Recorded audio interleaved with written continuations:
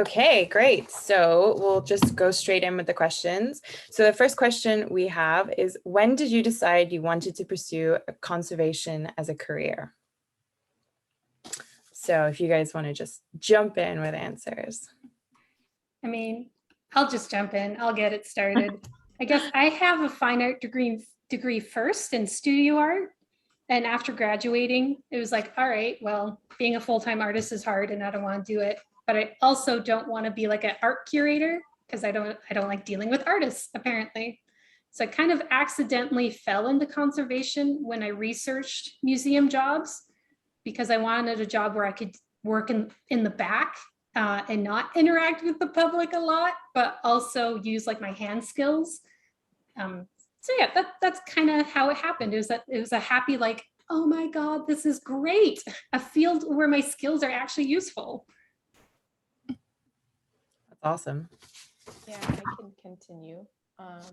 For me, I decided that I wanted to do conservation when I was in 11th grade because I enjoyed both chemistry and art. And then I just continued with it. And I happened to see a conservation on display at the Art Gallery of Ontario. And I was like, that's it. That's what I want to do. That's awesome. Does anyone else have something they want to share? I also did my undergrad in fine arts and ended up working at the Winnipeg Art Gallery for a long time and really didn't know about conservation until I happened to basically meet the conservator and got chatting about what they do and was like, this is magic. I would like to do this magic. And after some convincing, a little bit of convincing, it was like, yeah, no, just let me come in and try. And they did, and it was great. And here I am. I can continue after that. For me, when did I decide? Well, 2016 summer for me. At the time, I'm originally from Japan, and I decided to come to Canada to get my undergraduate degree. And after that, I was gonna go straight back to home, get a job, work in completely different field. But I studied a lot. I spent my entire undergraduate time in the library, I would say, and I didn't want to, and I majored in art history and classics, and I didn't want to just go into something that's completely different just for the money. And I was wondering what I could do with my degree. In 2016, which was my after third year undergrad, I got a scholarship from school, which allowed me to go somewhere in Mediterranean area to do something related to classical studies. And I happened to pick archaeological conservation on Roman mosaics and frescoes in Macedonia. So I flew there and I was like, this is it. This is what I want to do. So yeah, since then, I stuck in this field and I'm still here. That's so cool. I bet Macedonia was amazing. Okay. It was pretty cool, yeah. I can continue. So I, like a lot of other people, well, first, actually, I did an undergraduate degree in science and I realized I really missed art. So I went and studied, I got a diploma in fine arts at the Ottawa School of Art. And after that, I was trying to find a job and I started working for an architectural restoration company. And I was working, on different job sites around Ottawa. This was in Ottawa at the time. And I saw the work that was being done by some conservators. So I looked up, where they worked, what their backgrounds were, because I was like, this is kind of more what I want to do. I also wanted to learn more. I wasn't really, what I was learning while I was working for the restoration firm really peaked or plateaued very quickly. So it sort of led me down to researching more about the field. And that's how I ended up going to back to school again. That's great. Awesome. I think that was everybody, right? Everyone answered. Great. Okay, so we'll move on to the next question. So what led you to select your conservation specialization, or plural? I can jump that off again. I'm in general objects conservation, and I picked that because I wasn't sure if I wanted to stream into something specific. So I went general, and then I just stuck with that too, because every contract or internship I've had has just been something completely different too. And I like working in a mixed collection as well. That's me.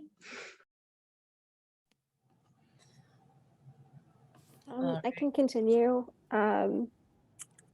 I originally looked at doing paintings conservation because I majored in paintings for my undergraduate degree, and somebody asked me, are you still going to enjoy painting if you do paintings conservation all day?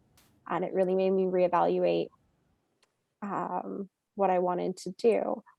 And I realized that I had been sewing all of my life basically, and was like, wait, I know a whole bunch about textiles. Why am I not pursuing this? So ended up doing that, and somehow sew more now than I did before. So,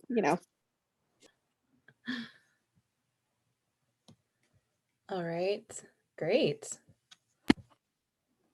I think my conservation specialization is also object, and I think I chose that because the same as Renee, I didn't want to just pick one specific thing at the time when I started my Queen's program. So I went with object, and a lot of my pre-program experience came from archaeological like field works.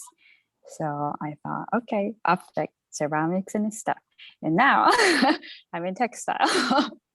So, but yeah, I think what I want to do is more like, I like organic material better than inorganic. I feel more comfortable with that. So that's,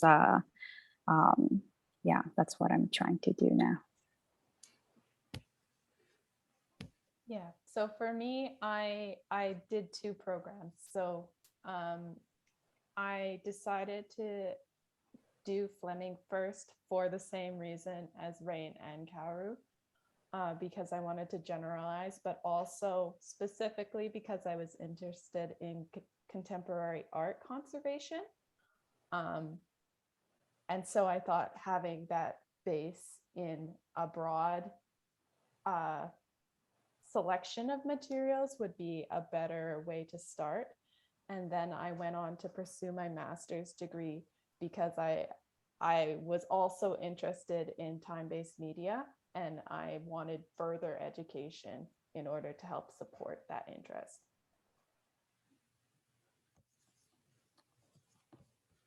Great. All right. Was that everyone? Did anyone else have anything they wanted to add? It's not everyone, but it's, but at the same time, it's like, I don't think I have anything more insightful to add, but, because I had been working on buildings and sort of with, the types of materials you would find in an object specialization, for me, it was just something I enjoyed working with. And so it's sort of how I like to work. So that's why I chose objects. All right, so our next question is, what skills should a conservator possess? I'm barging in again. I'm going first. I would definitely say communication skills. You're not, largely, yes, you are in a lab sometimes by yourself for a long time, but you still have to talk a lot with your superiors or your rare other coworker in the lab as well. You have to be able to communicate with each other, and also being personable. That's a big one too, especially if you're stuck in a lab with someone else. You don't want them to be cranky a little bit. So that's what I have to say. Yeah, and I just want to follow that with, because that was the same thing that I had thought about.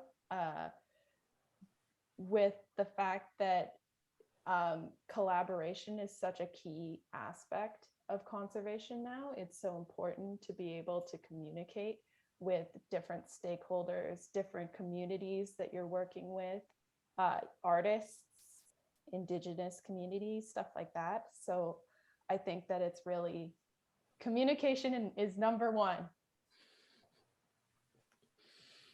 I would agree. Communication is really important. I was going to say time management as well is a really important skill. You're always juggling multiple projects, and just being able to keep on top of that and not spend so much time treating one object that you can't get around to finishing everything else is super important. I think kind of to jump off of Anna's comment, this is maybe hypocritical to say, but you know, knowing how to, when you're doing treatments or, you know, working on stuff like that, not being super perfectionist. So, you know, there's this idea that, oh, conservators are very perfectionist, especially, you know, the certain specialties like textiles are known to be that way. However, at the same time, in a real life scenario, more often than not, you're not going to have all the time in the world to like sit and do like a super wonderful treatment or super detailed. And you really have to learn how to sort of prioritize what's the most important thing for your treatments. What are the most important things to do like on a day-to-day basis with like emails, admin. I find that it's very easy to sort of get caught up in like, and one of the things you learn about conservators is like there's a lot of admin involved, a lot of emails and stuff like that, which also attaches to communication. So it's really learning how to prioritize and, you know, not becoming so focused on just one thing. I can also add other things. I mean, it's kind of a soft skill, I guess. And I think it's more for like skills to stay in conservation field. I think creativity and then persistence are very important things. As you guys all know, that things like pandemic can hit you really hard. Oh no. So yeah, it might not be so straightforward just becoming a conservator. There's gonna be ups and downs on you like throughout your whole careers, I think. But to be a conservator in the future, I think it's important to be creative. And when you don't have things like any positions, you can be creative to stay connected and to stay motivated. And be positive. So that's something that I struggled a lot last year. So I just wanted to throw that out in there to remind ourselves that it's okay to be sometimes, you know, down, but it's also important to be persistent and being positive, and don't forget that it's not just you, and we're all in the same page. So. Okay, that's great. Okay, so our next question is, what is your favorite object or objects that you've treated throughout your career or at school? I'm just going to say, how can you choose just one? mean, It's the like things asking I to like, pick your favorite child. I mean, there's always a favorite child, but all the things I like that I worked on were pointy and sharp or dangerous. I mean, one of my favorite objects was a 1800s Brown Bess musket, which was like the height of me. And it was just, you know, it was a pretty basic treatment, like removing some wax on it and some cupric corrosion and rust on it, but it was just a beautiful item as well. And it had like this whole history that you could follow from like the firearm stamps in the muzzle. And I actually got to use my fire safety, my PAL, which was helpful. So, you know, that's a side tip too. get your pal if you can. So that's my favorite object.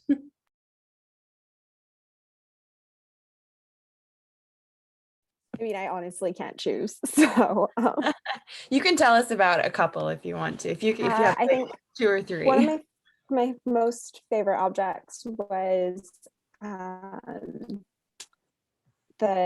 of a World War I nurse's uniform. It was the apron, which still had bloodstains on it. And from like the position of them, you could tell that the person who wore it was probably right-handed. So that was like really interesting to sort of see what you can learn about a person from their clothing through their everyday clothes. I also really enjoyed working on the python skin at Fleming. That's like 16 feet long and is giant and is super, super cool. The skin was there when I was there too. It's been Yeah, I passed was around about for to a while. say. It's been going around, yeah. It's good for practice. I guess I can continue. I don't have a favorite because there are benefits to each of my treatments, but I'm just gonna mention one of the projects that I worked on at the archives prior to this position that I'm in now. I did a rebinding of a Liber Animarum, and I found that that was just such a treat to learn how to do, because it's so invasive in a sense to take a falling apart binding apart and then rebind it back together and put new boards on it. And I thought that I learned quite a bit through that entire experience. So I enjoyed it a lot.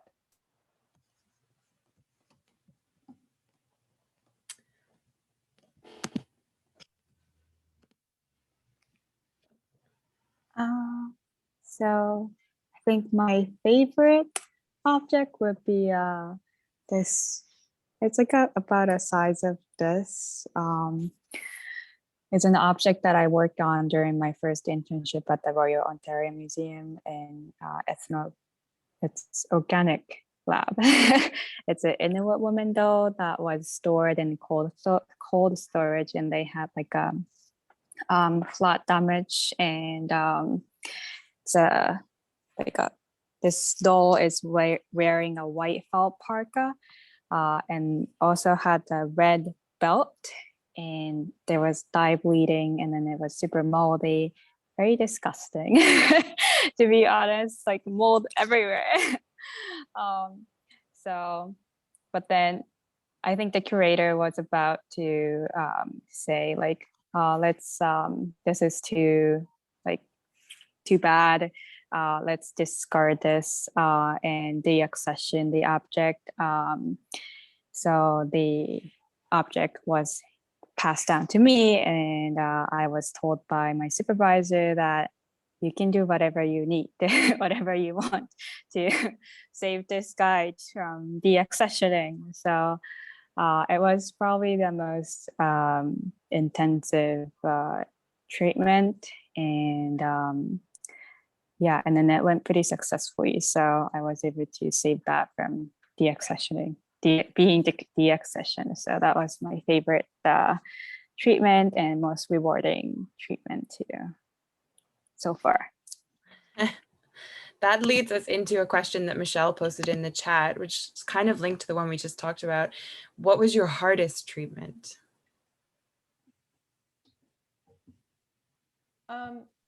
I just wanted to point out that I think I also saw Claire had a question. Oh.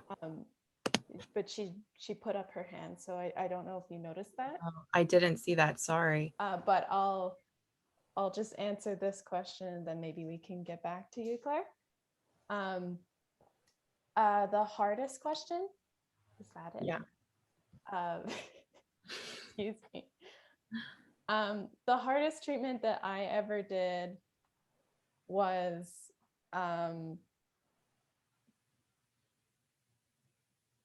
it was as I was trying to start to build my knowledge of time-based media and technological obsolescence, it wasn't necessarily a treatment per se, but I have had to create like maintenance manuals for pieces of artwork that have software components.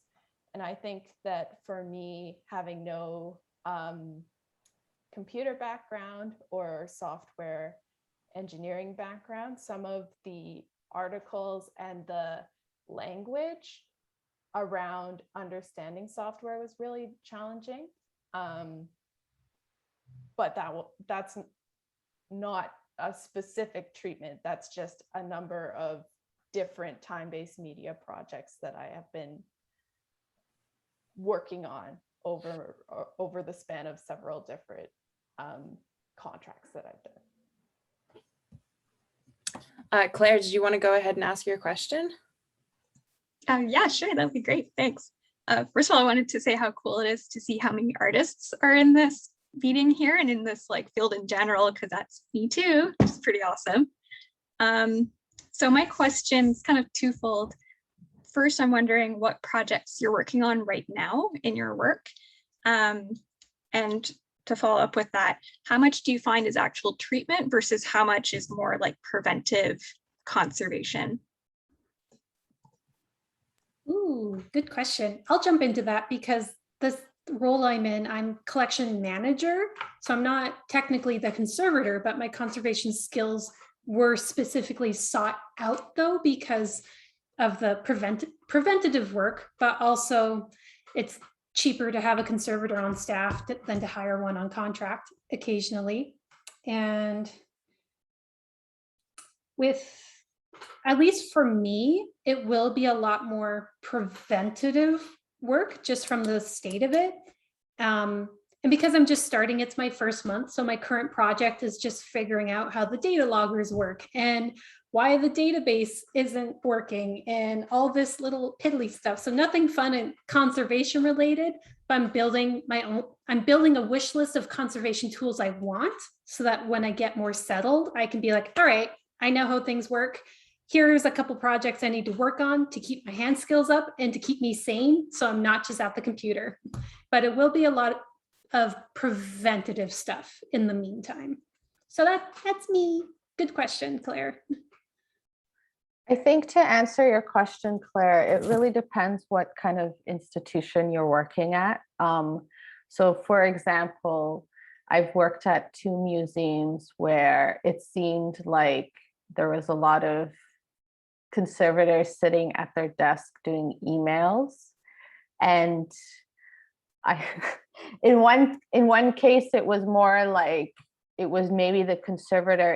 It can be hard to change from task to task if you're required to sort of sit at the computer to do some emails, to look over reports and stuff like that. It can sometimes be hard to switch your brain on to like, okay, now I'm going to go work on a treatment, you know? So I think in that case, that was a situation of maybe the conservator who was my supervisor at the time not being very good at not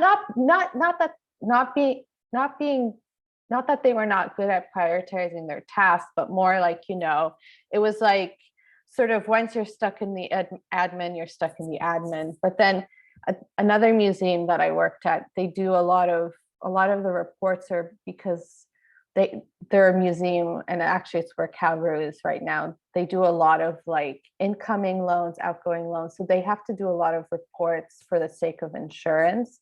They do have time for treatment, but it's like, such a busy museum that they're going back and forth. On the other hand, I know people who've worked for private practice who, you know, for some private practice, you're doing a lot of hands-on stuff. You're doing a lot of interventive type of treatment. So it really depends where you're working. And again, sort of like, and what, is it Renee or Rain, your name? Oh, Rain. You just gotta remember the fingers. So it's, you know, like she says, you know, she's sort of keeping her eye out on objects to put treatment, to have to, you know, do treatment on. But, you know, based on time, and since a lot of things are tied to, like, in an institution, a lot of things are tied to insurance. So it has to be a conservator that signs off on things. So based on time, it's like, it ends up becoming a lot more preventive just because there isn't the time to do the treatments. I think I can agree with that. Most of my pre-program and during program experience was related to museums and museum institutions. And the past month, I spent getting some work experience at the place I'm actually going to be working at, which is a large private textile conservation studio. And I have spent 95% of my time there doing hands-on treatment work. I don't actually have a lot of time to do the paperwork I need to do that goes along with it, because there's a lot of treatment to do. And I think part of that has to do with most private studios aren't responsible for entire collections. They're responsible for, or if they are, they're smaller ones. Whereas an institution is responsible for much larger collections a lot of the time. And in that case, preventative conservation is a more effective tool, particularly time and cost wise. So to answer the first question, Claire, what's your current project, right? Correct? Okay. So LACMA was closed last year. Then they opened in April again after a year of closure, and now we're kind of like catching up with all the exhibitions that we've been postponing. And I've been working on their the costume and textile department. All of us are working on this big McQueen exhibition coming up next April. So that's what we've been working on. And because we have this big project going on, we've been fortunate that we are doing a lot of bench work, like hands-on treatment work right now. And I mean, the head of the textile conservation, she has to deal with a lot of admin work, but thankfully I don't have to do that. So I've been working on treatments a lot, and LACMA has a lot of the preventive conservation stuff. The collection management department is kindly taking that role. So because of that, conservators are able to actually sit down and do the treatments. But I guess, as Karina mentioned, we also have a lot of loans. So they're going to be like condition reporting for the loans as well. And yeah, so that's kind of all into preventative type of things. But yeah, fortunately right now we've been doing a lot of treatments. Awesome. Thanks for all those great answers. That's lots of good insight. Okay, so we have a couple of other questions in the chat, so I'll go through those. So we have a question from Loretta. What reference book on conservation is useful to you?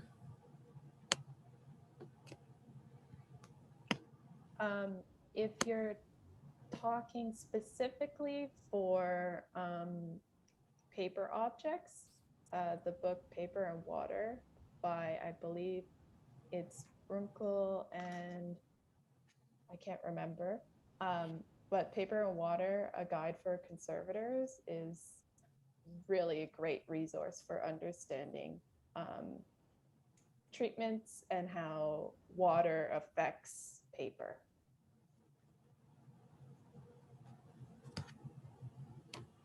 Does anyone else have any good tips? I like CCI notes. Sorry. Yes, CCI notes. Whenever I need like a quick and dirty like reference to go to, I just like CCI notes or technical bulletin, and I love them. So I also really like conservation science heritage materials. It's got some good case studies and overviews of a variety of different materials, which is really useful both for general objects and as a textile conservator, because you almost never get textiles on their own. And I'm so bad. I hoard resources that come up on Facebook, like through like the Art of the Conservator Facebook group or Emerging Conservators group. And I just save the link and I never go back to it, but I might need it in the future. So follow Facebook groups to get good resources too. There's a lot of free resources that way as well. None of which I can tell you because I don't remember. I just hoard them. Oh, and the AIC wiki is really useful because you can get a lot of like the old working group publications and notes and stuff like that, which are fantastic. Yeah, I use the adhesive AIC wiki in the program quite a lot too. I personally really like, I just found it on my computer. It's conservation of furniture. And even if you're not a furniture conservator, because furniture is made of a lot of things, they actually do a lot of overviews or how would you say it? Like summaries and like tidbits about different materials. So like they'll cover wood, like the obvious things about wood and textiles, because a lot of furniture is upholstered, obviously, but then they, do brief descriptions on lacquers and shell and plastic and enamel and all sorts of things. So if you want a nice, and you can find the PDF online. Okay, it's Conservation of Furniture by Nick Umney and Shane Rivers. And basically it's just it has very good summaries and overviews of all the materials. I think treatment wise, maybe some treatments are outdated, but I think if you need your 900-page PDF,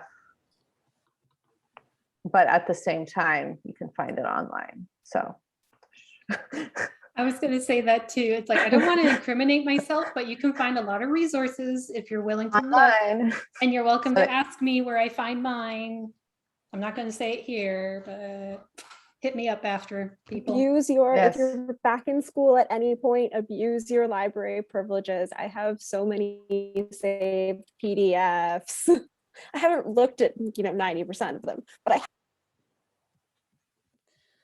Yeah, I've definitely been making use of mine this year. Like last year, I wasn't on the ball with it quite so much, but this year, every time I find a useful resource that I can only access through my library account, I download it and it goes straight to my drive. And I'm like, okay, I have this for the future. Okay. All right, so we do have another question. So this is from Jasmine, and she's asking, do you have any advice for those looking to get into conservation who haven't had any prior experience in the field?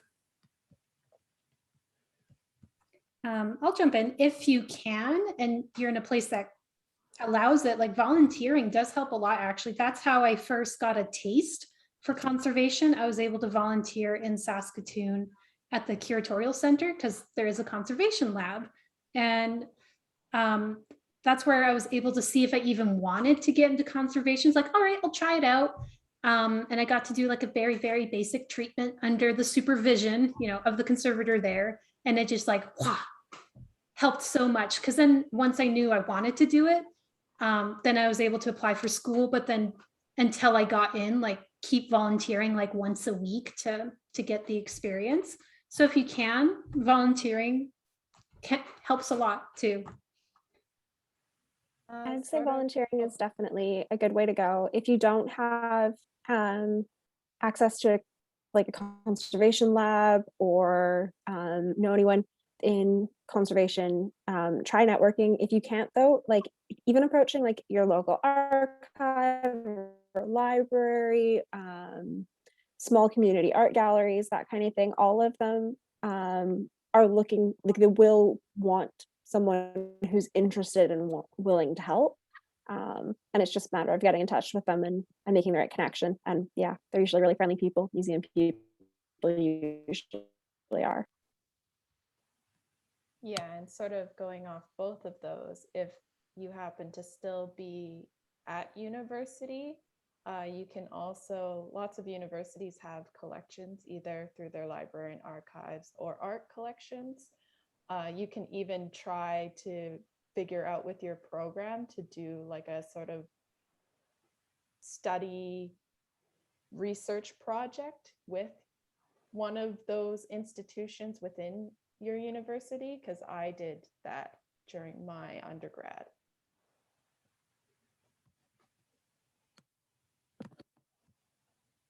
I think that kind of semi answers Michelle's question that I see in chat, which is, how do we find what conservation labs are willing to take volunteers once we're out of school? And just asking. You can find their email on a website, and just ask, like, hey, can I volunteer? Depends on the place, but most places are like, heck yeah, why not? Please, we need more help.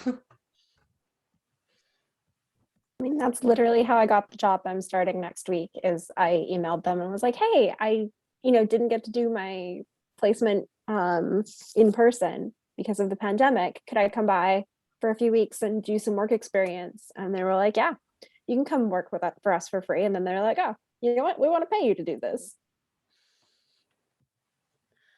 That's awesome. Yeah, I agree. Just email and ask. I mean, I did that right after I graduated, and it was like in the middle of lockdown. And maybe depending on the places, it's still kind of hard to get something maybe. So be prepared for rejections. And that's nothing personal. So it's not you, it's just the situation and where you are and the timing and everything. So yeah, I got sad, but then you don't have to be. So that's all I can say. Great. Okay, so I was just looking through the chat and just reminded that we still had Michelle's question of what was your hardest treatment, that I think maybe, does anyone else have a treatment they want to talk about in that topic? I can do a quick one. At one of my internships in Ontario, I was helping prep objects for an exhibit on transportation. And one of the objects was like a large industrial road grader. And the treatment was actually pretty simple. We just had to remove the rust from it and do some spot tannic acid treatments. But we had to wear our full gear. Like, this is a giant object. We're not doing a usual tannic acid treatment. So we had the respirator while we were doing that, but also even just during the rust removal, we're in this thing, we're under this thing, we're on top of it, we're below it, we're doing the limbo under it. Like, it was very physically demanding, surprisingly, because it was very hot and you're up and down and moving. So we couldn't work on it all day, every day. We had to make sure to set breaks and give ourselves time. So yeah, sometimes objects aren't hard because of the technicality of the treatment, but on the physicality it puts on you.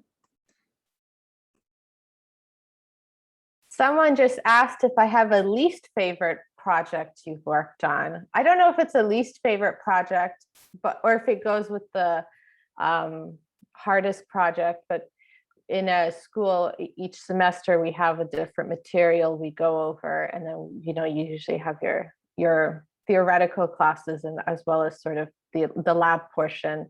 And so when we were covering metals, I was given this extremely corroded knife. It had a nice bone handle, but the knife was so corroded. It was pretty much, based on the x-rays, it was pretty much all corrosion. And I remember just getting it from my instructor and being like, what on earth is this? I was kind of upset about it. I was just like, because it had another student had tried working on it before, and they did a bit of corrosion removal and some bits fell off. And at the end of the day, it's like, you can't do anything to this. It's done. It was archaeological. I don't want to say garbage, but other people would. So that's all I'm going to say about that. So, I mean, that was sort of, it was kind of unsatisfying because, again, in a real world situation, you'd look at it and be like, oh, I can't really do anything about it. That's okay. But it was because I guess it was a school setting and we're trying to learn and we're trying to build our portfolios. Suddenly you're like, oh. And I think there were several, previous students who also, with the metal, during the metal semester had been gotten like, we can't do anything with this type of treatment. So does anyone else have a least favorite or hardest project that they've worked on? I don't know if it's like least favorite or hardest necessarily. I'd definitely say it is the most frustrating project I've worked on. Was in my first year of textile conservation, I was given what was later described to me as the largest sampler that they have ever embroidered sampler that they have ever seen at the University of Glasgow. It's about 70 centimeters by 70 centimeters and had over 40 colors in it. It was soluble in pretty much anything. And I had to do so many hours of testing just to try and figure out what was going to work to get these layers off of the back of this sampler. And it was just like, it just kept turning up, nope, not working, no, not working, no, not working. And it was just so frustrating to keep doing that. Eventually xylene worked, but yeah.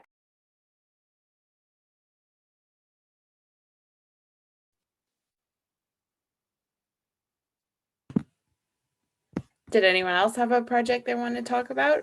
Or should we jump to the next question? I'm going to take that as a jump to the next question. Okay, so do you guys, I mean, I feel like we've already touched on this a little bit, but I'm going to ask it anyway. Do you have advice for someone who would want to pursue a career in conservation? I think a lot, I think it's been touched on, you know, getting volunteer experience and stuff like that. I do, you know, depending on where you live, it might be very hard to find that kind of experience. You know, if you're not close to like a museum or if you're not close to a conservation lab, for example.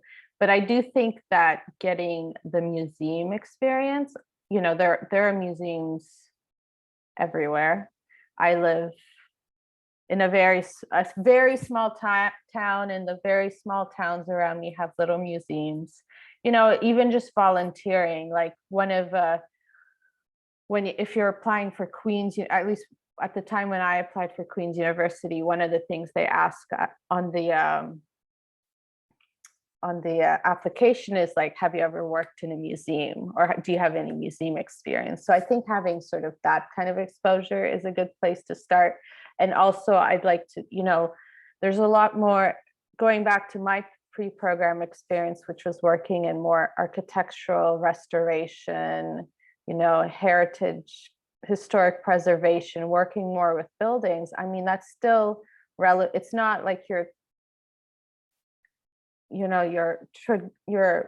typical art conservation, but it's still relevant experience. And I know people who, you know, have followed the same route and gone on to do, you know, different programs like historic preservation in the US, or who have gone to Fleming afterwards and are, you know, so there's a lot, as in, like, for example, if you're in Ottawa, there's a lot of big building projects happening right now in Ottawa. So, you know, that's one place to look at. And also elsewhere in other big cities, you know, if you can't get into a conservation lab, it's worth trying to get some kind of hands-on skill with something heritage related.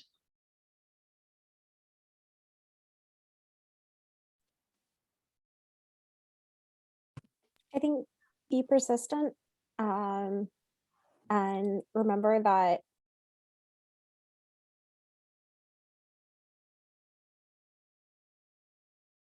everyone comes to conservation from a to see where people have come from, and that people often come to get to conservation fields later in life. So you might think you're too old or coming from a weird background, and you're not drastically so from anybody else in the field.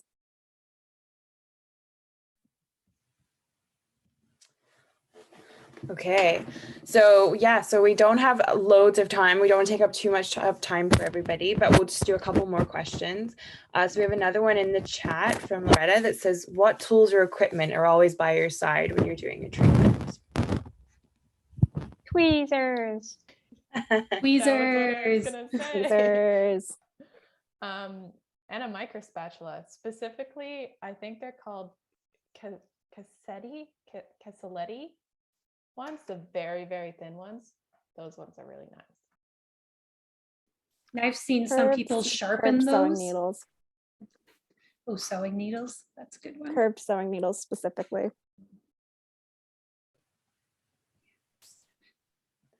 We have someone in our program who has a porcupine quill that she uses for a lot of stuff. So I know some people have used like rose thorns and stuff like that as well for similar things for cleaning accretions. I quite like my scalpel with my number 15 blade. I find that's the one I've used the most in my life, is the number 15 blade.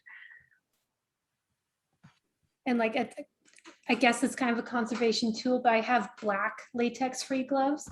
And I just like that they're black. And when I'm around other people and they're like, ooh, so professional. So like, that's weirdly one of my favorite tools. I don't know. I don't know if anyone's ever used silicone, those like silicone poker things, like those as well. Those are great for when you're heating flakes that are cupping, for laying them back down onto adhesive.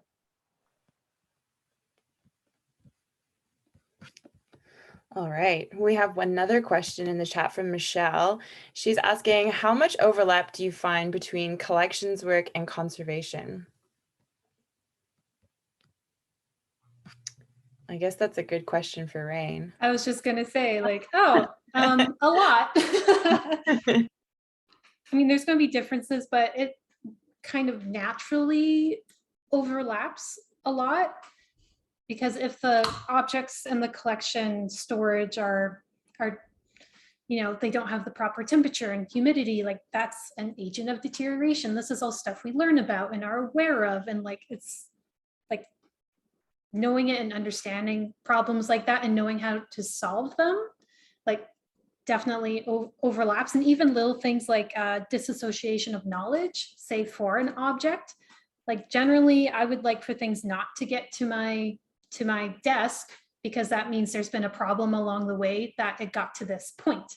So I'd rather solve it in the beginning, like, oh, we don't know where this object came from because the label on it like came off and it doesn't have a permanent one. Well, why not? Like solving those kind of issues are my bag. And I don't know, yeah, they naturally mesh together. So even though, say, with this position I got, I didn't have direct collection management experience. Like I've only had conservation experience, like in the lab or on contract. A lot of the skills I had from previous jobs naturally weaved into into being a collections manager. I hope that answered the question. It was just a lot of word vomit. Oh, and object handling. That's a big one. Actually knowing how to properly handle objects and to teach people how to properly handle objects. That's a big one. I'm finding a lot of broken things in the place I work at because it's largely ceramics. Lots of broken stuff.